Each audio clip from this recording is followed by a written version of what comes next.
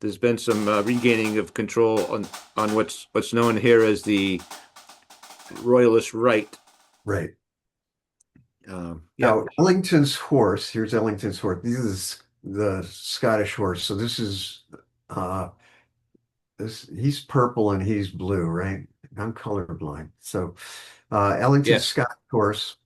They put up a fierce fight, though after a brief fight, we were forced to retreat, pursued by Garing's horse. So again, the battle map here matches very nicely what's going. indeed it does. So here's Garing chasing after Ellington. Right. Eglinton, I'm sorry. On the Allied left, Cromwell had likely returned to lead his force, who struggled until David Leslie and his three Scottish regiments charged. After an intense fight, the Royalist horse were driven back in disorder. In the center, the parliamentarian foot came close to collapse.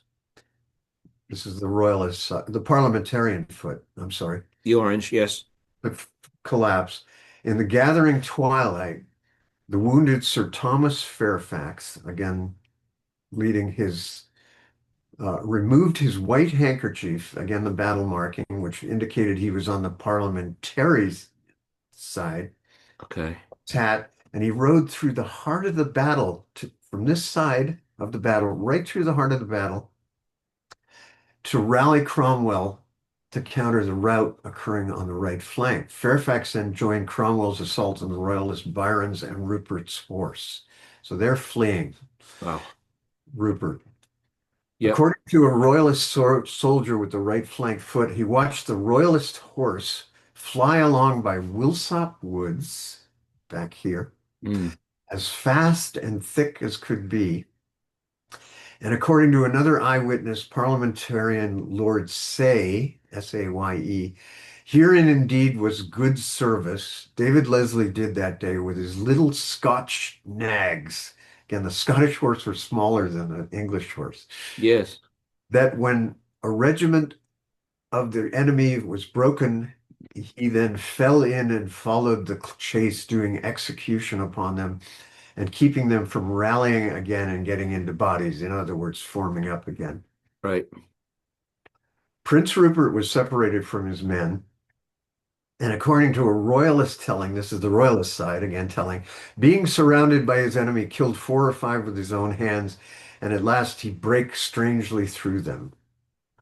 However, according to parliamentarian lore, the other side, he hid in a bean field while many of the cavalrymen retreated toward York. So once again, everybody gets to tell their own version of a story.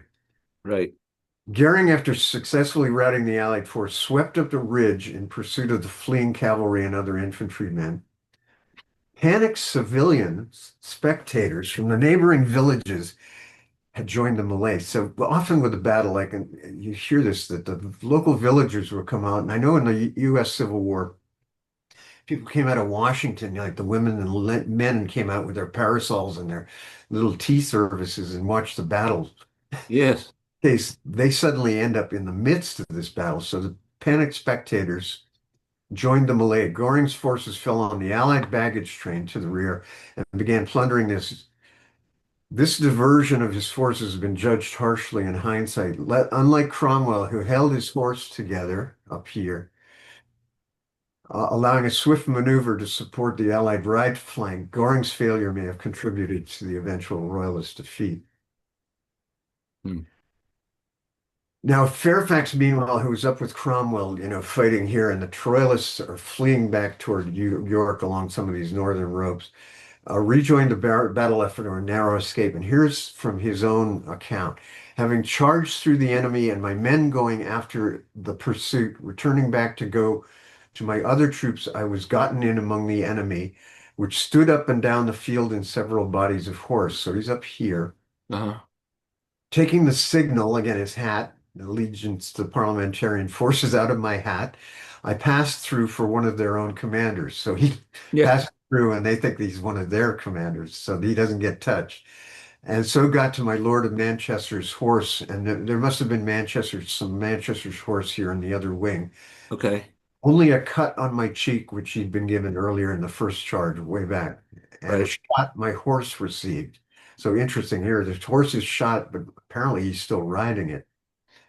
Now, as night fell, Cromwell and Leslie's horse regiments were then ordered by Fairfax, who was their senior officer in this case, to cross the battlefield behind enemy lines to outflank the remaining Royalist forces on the right.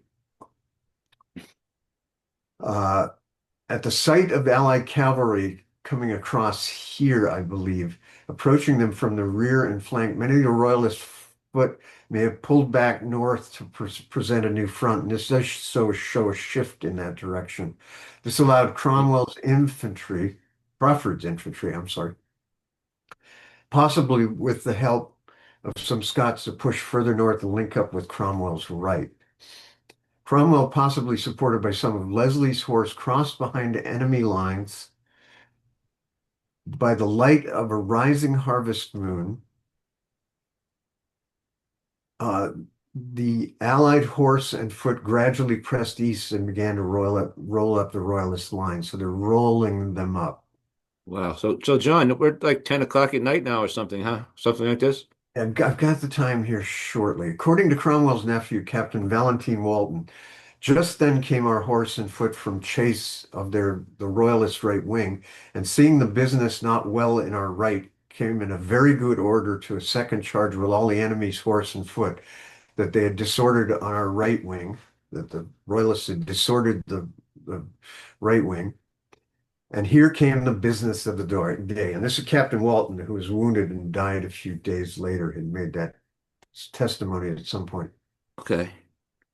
Now, Royalist Blakeston's horse here continued to maul Manchester's Scottish foot soldiers on the ridge line, where one author, Peter Young, described most of Manchester's blue coats, in this case BLEW coats, who fought under the bloody colors were cut off. So they were cut off by Blakeston's horse here. Goering's troops had pillaged the Allied carriages and seized some of their ordnance while pursuing the remaining fleeing parliamentarian horse before being rallied up by their commander to return to the main battle. But as his forces were scattered, it took Goering some time to round them up. He is thought to have gathered up about 1,000 of his troopers and some of Lucas's horse, but by this time the Royalist army's plight had become dire. Immediately southwest of the so-called Four Lanes Meet, which is here, Oh, while yeah. Cromwell and Leslie were crossing behind the battle zone. And this is where, again, there's a lot of confusion about what is exactly happening. But somewhere in the vicinity of White Sykes Close, which this has been showing up on this map all along, and it took me a while to figure out what this block was. Oh, And yeah. it's an enclosed field that became the burial site for many of the slain soldiers. Cromwell's horse came upon a masked hedgehog, quote unquote, of Northern Royalist foot and musketeers firing behind a defensive array of pikes. Now, that's something we described before, which is probably this hedgehog is the Swedish or swine feathers that the troopers would stick out in front of them, Okay. and they'd have a defensive front. They were pointed toward where the horse's breasts would come in, Uh, and that allowed them some defense while they were loading rifles. Which again, your guests the other night were talking about how it took so long to load these. You needed hmm. some kind. You needed to be mixed in the ranks of the pikemen, or you needed some kind of protection like this Yes, they to. mentioned the Shiltron, which the hedgehog reminds me of Shiltron, but either that or the feathers, yes. Yeah, and Yeah. Swedish are swine feathers. I think they're called swine feathers because they're like the pork hairs, hard sort of reminds them of that. These sticking and they stick them in the ground. Yes. These were elements of the Whitecoats' foot, commanded by Colonel Posthumus. I kid you not, that's his first name. Is it? Curtin, who was known as a wild and desperate fellow. Cromwell's horse being peppered with shot from this hedgehog mounted a charge, but were unable to break through. The cavalry, after suffering some of their highest losses in the battle, were forced to break off and skirt the Royalist forces, which this seems to show that, Right. uh, to continue their flanking attack on the Royalist left wing. At this point, the battle became, because little personal testimony survives, the sequence of events seems to have become rather muddled. Although to an 1898 paper from Transactions of the Royal Historical Society, Stella quotes the memory of the Somervilles, which by James Somerville Okay. details the history of the Somerville family. Somerville's account of the battle is confused as to the order of event. He places the attacker, the Whitecoats, before the defeat of Garing's horse. The Whitecoats, he says, resisted the charges of Cromwell's and Leslie's horse, peppering them soundly with their shot, and then, when they came to charge, shortly bore them up with their picks, again, the Swedish or swine feathers, that Hmm. they could not enter or break them, until at length a Scottish regiment of dragoons, commanded by Colonel Frizzell, again, with two others, with other two, were brought to open upon them some hand, at which length they did. When all the whitecoats' ammunition was spent, having refused quarters, every man fell in the same order and rank wherein they had fought. I read about that. You couldn't break those white coats, whoever they were. I read this, yes. However, this Firth goes on to say, Cromwell in a letter to Walton wrote, the left wing, which I commanded, beat all the prince's horses, meaning thereby Rupert's left wing, as well as his right wing, Byron and Gorin. And then in a later sentence, Cromwell adds, we charged the regiments of foot with our horse and routed all we charged. This clearly implies that the attack on the foot was posterior to the time of the attack on the horse. So, which is why whitecoats don't disappear here earlier in this battle map series. Okay. Now, Royalist Blakeston's horse had devastated Manchester foot on the ridge, but had exhausted their ammunition and strength. Their disorganized remnants came under heavy fire from other parliamentarian infantry and were forced to retreat from the battlefield. There appears to be little first-hand testimony on the final engagement between Cromwell and Garing's horse. Okay. But after an unknown duration with heavy losses, the Royalists broke off and fled toward York, I assume by the lower road here. All right. At this point, the Royalist foot on the western side of the battle were being driven back toward the village of Hesse up here and the uppermost road to York.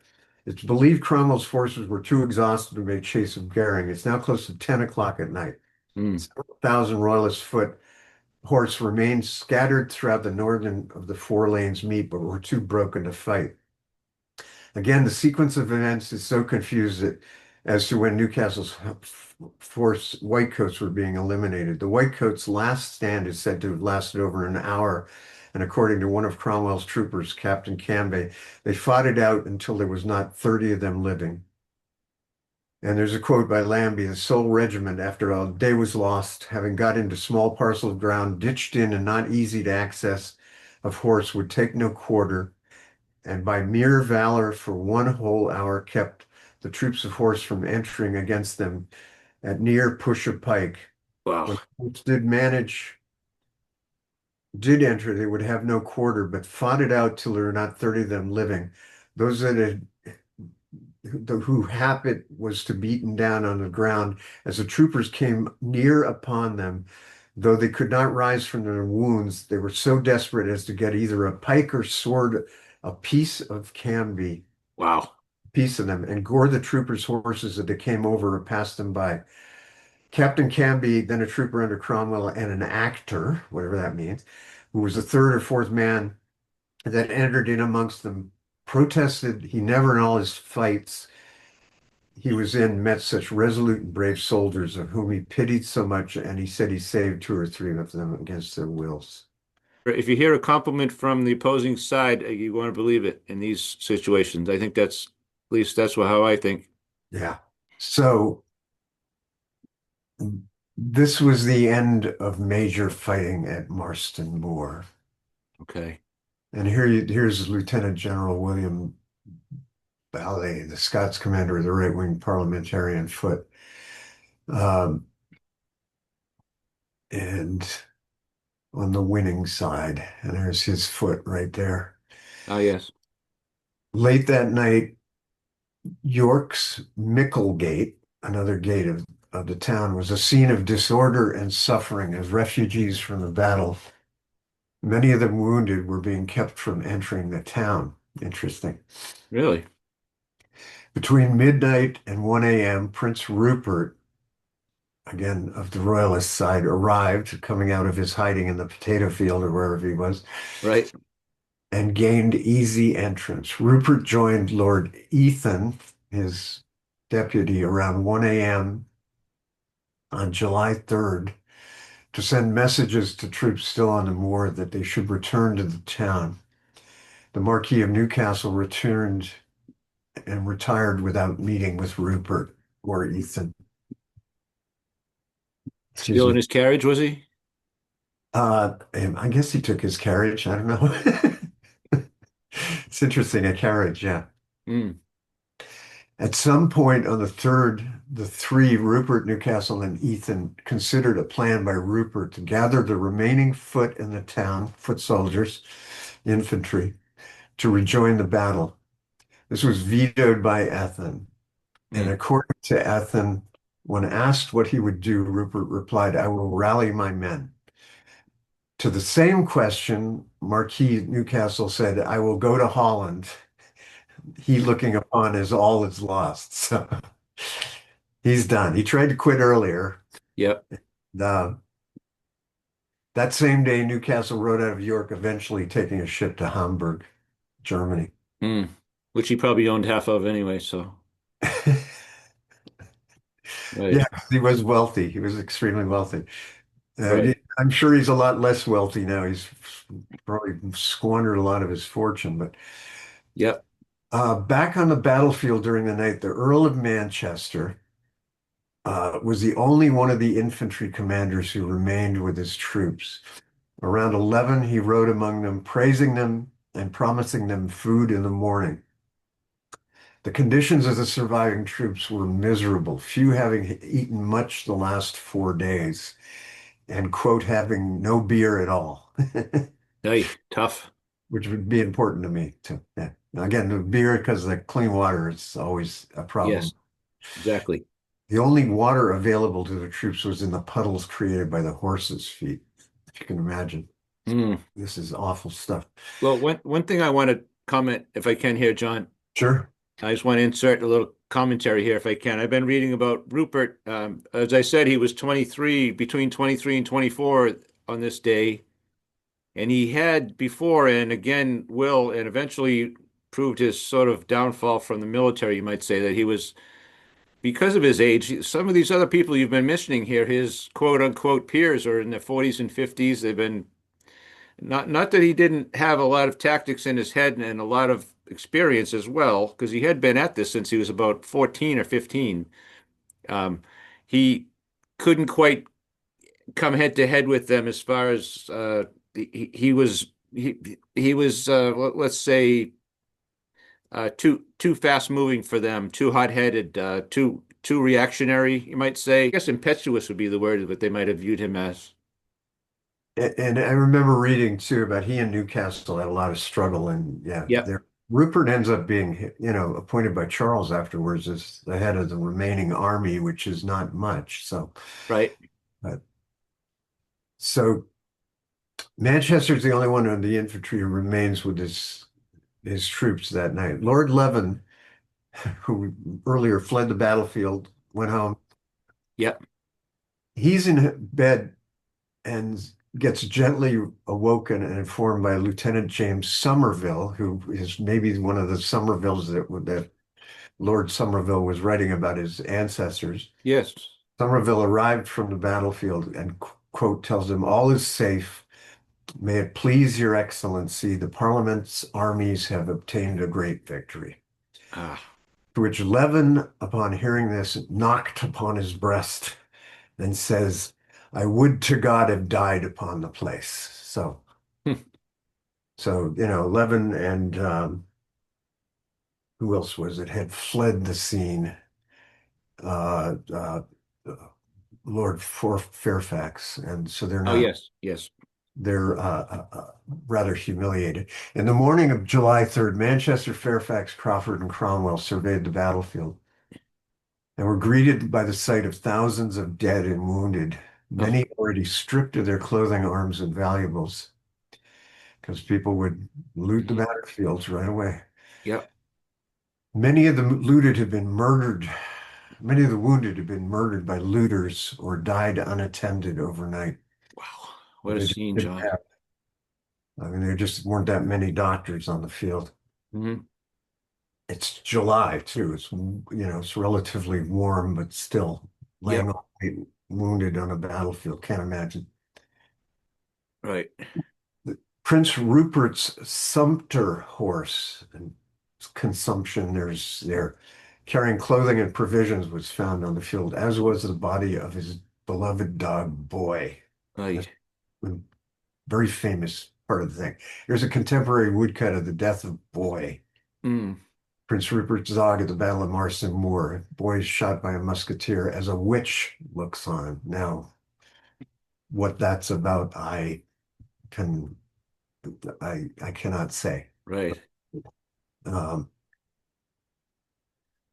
I'm not now, sure if these are musket balls we're seeing all around the picture there or not. Those dots, perhaps. I don't know what that is. That's a good Hmm. point. Interesting. Well, but there's poor Rupert, Okay. our boy, Rupert's boy. Oh, yes. Okay, now here are the troop strengths that I got from this Oh, one's good. approximate. Parliamentarian Scottish allies totaled when the battle was ongoing 22,000 to 28,000, roughly 20,000 or more of infantry and 7,000 or more cavalry. Mm. The Royalists' smaller force, 17,000, 18,000, roughly 11,000 or more infantry and 7,000 or more cavalry. So the cavalry sizes are about the same, but the Royalist cavalry were considered superior to the Scottish cavalry, although Leslie's Scottish nags did a good job there, I guess. Yes. So we heard. Casualty, according to John Barrett's book, this is Battle for York, which I was taking a lot of the incidents from Battle for York, Marston Moor, 1644. A rough body count of dead taken by the Allies was 4,500 out of we're talking what, 20, 30, 40,000 people. So Uh-huh. dead are 4,500. Only the Allies only admitted to 300 dead, but it's more likely that 1,500 of the bodies were Parliamentarians and Scots. But there may also have been thousands more who lay undiscovered in the surrounding fields and woods for some time. The local villagers were conscripted to bury the dead. It took many days for accurate news of the battle to reach London, which didn't stop the Royalist newspaper, Mercurius Alicus, Hmm. initially proclaiming on the 6th of July, quote, "But the great news of all is what's done at York, that the rebels are absolutely routed and that Prince Rupert hath taken 48 piece of cannon, General Leslie and Sir Thomas Fairfax prisoners." I didn't Really? quite get the story straight, but Right. Huh. much like nowadays, we're propaganda, I mean, turning things on their head, much more Yeah. common back then. Absolutely inside out on the head. Yes. Wow. Yeah. Now, Incredible. Rupert, again, who you were mentioning before, spent July 3rd rounding up his remaining troops from the battlefield, and on the 4th left York with about 3,500 horse Mm. cavalry and a few hundred foot soldiers to return north toward Richmond outside London. He was later joined by another 1,300 horse, but he was unable to hold the force together for long because he didn't have the supplies, and obviously people would just go by, head home, Yes. those troops. The Allies, 48 hours after the battle, the Scots and Parliamentarians were ready to resume the siege of York, but after a few days' negotiation, the town surrendered, and about 4,500 soldiers were evacuated west to the nearest Royalist garrison at Skipton. Again, here, not taken in prisoners, like the Battle of Dunbar, which maybe a lesson was learned here. They released all these soldiers that can go right back into the fight, but Yes. very, very polite. I don't know. Uh, the Allied army split up as the Scots returned to Newcastle on Tyne to continue the siege that would result in the surrender of that northern royalist foothold on October 20th of 1644. The defeat at Marston Moor, the loss of York, and the destruction of the northern royalist armies of Newcastle and Rupert effectively lost King Charles the north of England. Charles would postpone the loss of the First English Civil War with a victory on October 20th at the Second Battle of Naseby. But Parliament would soon push through legislation that led to the creation of the new model army that would ultimately win the war with the defeat of the King's army at the Battle of Naseby on June 14th, 1645. So, Mm. and this is Cromwell's new model army that were, incredible professionals. So, Yes. And he also went up in rank, you might say, in control after Marston Moor, did he not, John? well, yeah, again, not clear. He was in the Parliament. He was a general, and he joined the Parliament, or he was a cavalry officer, but he ends up taking on command of the troops, and after the death of King Charles, he becomes essentially dictator of Yes. So England. so at coming into Marston Moor and during it, he was essentially under the command of the Earl of Manchester, I believe, at that time, and Yes, he pretty much stepped over him, you might say, in rank on the way to becoming, what was it, Lord Protector? yes, but Okay. yeah, and then that's another piece that I don't know if we dealt. Yeah, that would be a good piece to deal with at some point too, possibly in the future. But Okay. so essentially, Marston Moor is like it's the biggest battle of the English Civil War, both of them, Is it? uh, and was a disaster for Charles. Destroyed the northern armies of England, lost in the north of England. He manages to put together a win at Newbury on the 20th of October, but with the new model army then on the field, he's defeated in 1645 the next year, June 14th. Charles then fled north and surrendered to the Scottish forces, who later handed him over to Parliament, which was considered a real disgrace later on, that the Scots would hand over their own Scottish bred Yes. king to Parliament. And for the next few years, Charles would face trial and a final execution on January 30th, 1649. That event would cause the Scots to turn against the Parliamentarians and support the restoration of the crown under Charles II, who we see here, Big turnaround there, John. Big turnaround, huh? which would bring about the Second English Civil War. And it just, again, what we talked on in the beginning about the Bishops' Wars, where the English were fighting the Scots, and then the Irish come in, and then the Scots join the Parliamentarians to fight Charles, who's trying to force, the Church of England on the Scottish. Yep. And they turn over their king, and the king is executed, the only English king to ever be executed. And the Scots at that point are convinced to come back and support Charles II, which leads to the Second English Civil War and the battles of Dunbar and Worcester, which brought those Scottish POWs to our shores.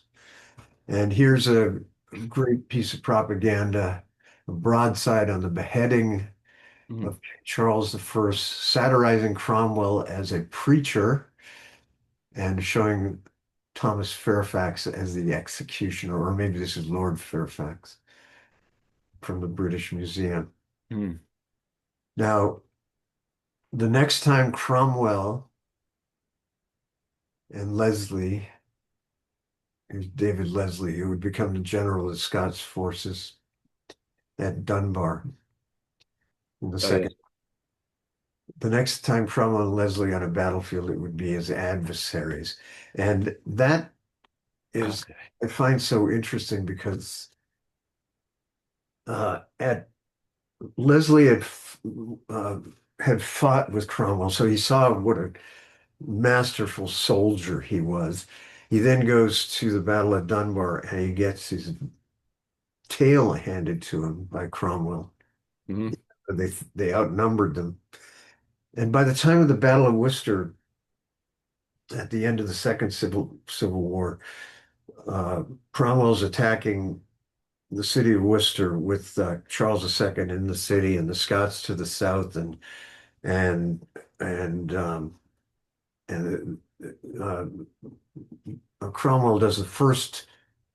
He attacks this weak Scottish force to the south of Worcester, who they've placed down there because there's a river in between him and the English forces, between them and the English forces, and they figured that they're the last to be attacked. But what Cromwell brilliantly does is create the first pontoon bridge crossing a river, and Yes. that force to the southwest. He then attacks the western side of the city, and and uh, Leslie is positioned to the north to defend the king in Worcester, and he never engages in battle. He just bails with the king. And Uh-huh. I wonder, Because he knows his buddy's on the way. I mean, he know him well. I imagine his experience with Cromwell led to his perhaps making that decision, but who knows? That's a Yep. long time ago. Right. Anyway, now again, I've got some information about the Old Berwick Historical Society. I'm the vice president of the Old Berwick Historical Society, and we have the beautiful Counting House Museum down in South Berwick, Maine. We're open by appointment in the wintertime, and we're open in the summer times, Sundays, June through October from 1 to 4 p.m. Okay. Are putting together getting ourselves ready for the new season, but we'll be opening up and doing a research. If people have questions, they can give us a call about families or that kind of thing. And I can share any of my Scots information, my research I've done with anybody. I've got everything on a flash drive, so I can Oh, good. ship it out easily. And I've got the map of where the Scottish prisoners were in New England in good Yes. form, and we are going to be setting up a website for that and make those maps available for sale to Yeah. people. A great piece for your house. A great piece for the home too. Framed. Oh, my goodness. I, What size are those going to be, John? they are uh, they You are got. this size. Oh, okay. Excellent then. Yeah, just like I said, good size for the wall. But anyway, thank you, and uh, please comment, and anybody who sees any mistakes I've made in this, please let me know so I can fix this because I'll be carrying this around and probably giving this talk. Maybe see if I can get it out to the Highland Games coming up next year. Yes, we're coming up with quite a string of segments here, John. You and I are with through mostly your excellent research, of course, to all related to the 1600s conflicts of religion and politics. And England, Scotland, and Ireland, of course, was in this.